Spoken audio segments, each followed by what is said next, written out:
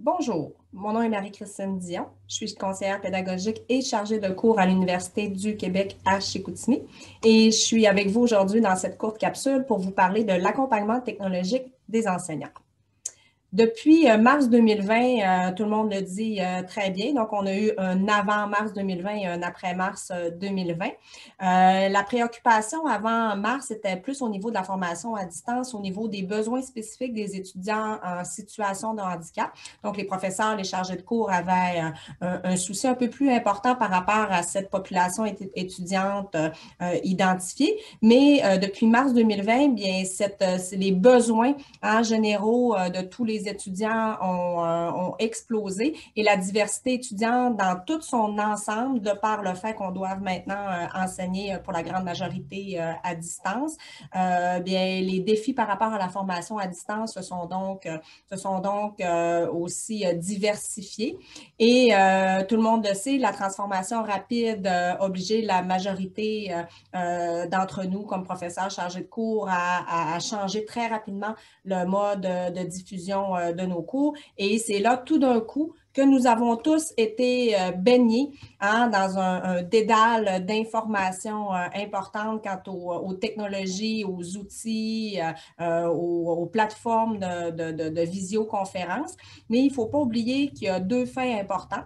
La première des choses, c'est le fait que nos étudiants ne sont pas des spécialistes des technologies pédagogiques. Oui, ils sont bien efficaces sur les réseaux sociaux, sur la communication rapide, mais au niveau des technologies pédagogiques, bien, on le voit depuis les derniers mois, ce n'était pas effectivement nécessairement leur force. Ce qu'il faut aussi considérer, c'est que très peu d'entre nous, comme professeurs chargés de cours, avions eu déjà la chance d'expérimenter l'enseignement en ligne sous forme de formation à distance. Donc, on a eu rapidement à s'adapter à cette nouvelle réalité. Ce qui fait en sorte que, comme je vous disais un petit peu d'entrée de jeu tout à l'heure, nous avons été bombardés d'informations de toutes sortes. Et moi, comme conseillère pédagogique, mon rôle a été de beaucoup d'accompagner les enseignants pour qui l'information, justement, on avait tellement d'informations qui nous provenaient de la bonne information, mais ce que je me suis rendu compte auprès des personnes que j'accompagne, c'est que cette information-là, elle est devenue beaucoup trop grande et ça a fait aussi peut-être aussi monter l'anxiété chez les professeurs, chez les chargés de cours, parce qu'on semblait nous dire que de prendre un virage technologique très, très grand, semblait être la clé du succès de nos cours en formation à distance.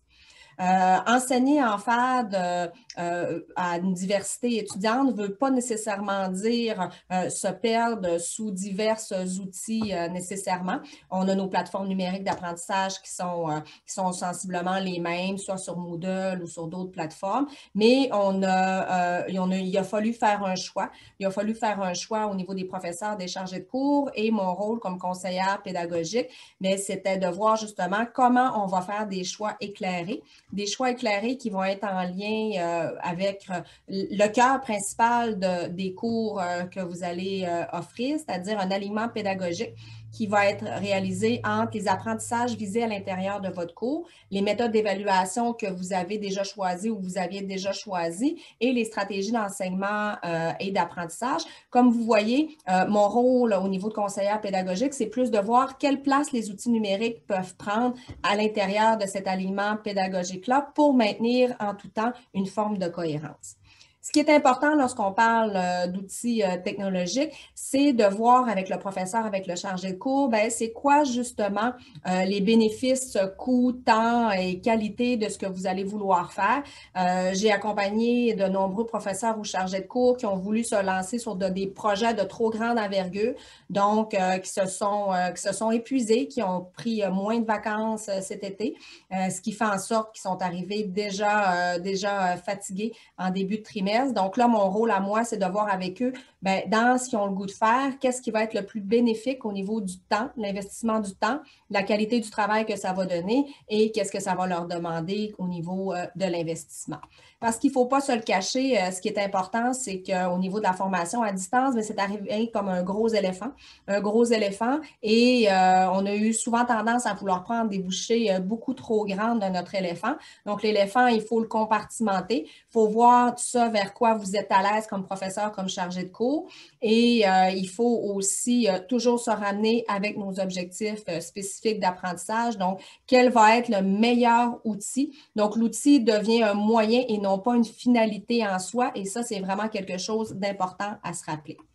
Quelques conseils avant de vous laisser à cette réflexion au niveau de l'accompagnement technologique.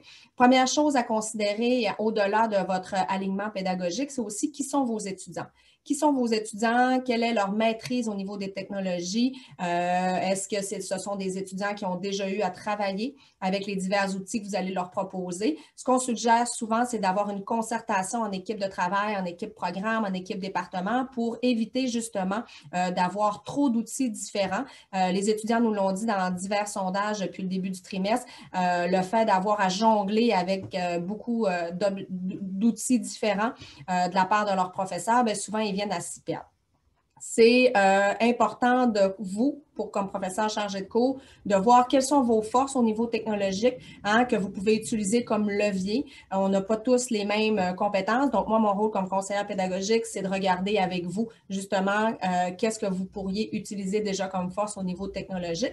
Mais surtout, le dernier conseil que je veux vous donner aujourd'hui, c'est de ne pas hésiter à faire appel à vos conseillers pédagogiques ou technopédagogiques. Nous sommes là pour pouvoir vous aider, vous accompagner pour faire un bon choix d'outils au regard de l'alignement pédagogique de votre cours, puisque ce qu'il faut se rappeler, c'est qu'on a beau avoir une belle variété d'outils, une belle variété de choses à se mettre sous la dent, mais on ne peut pas nécessairement tout mettre en même temps dans notre salade. Donc, c'est important de faire des choix judicieux, des choix qui vont être payants pour vous à la fin et qui vont être aussi, qui vont permettre aux étudiants de développer des compétences ou de démontrer leurs connaissances le plus facilement possible. Merci beaucoup.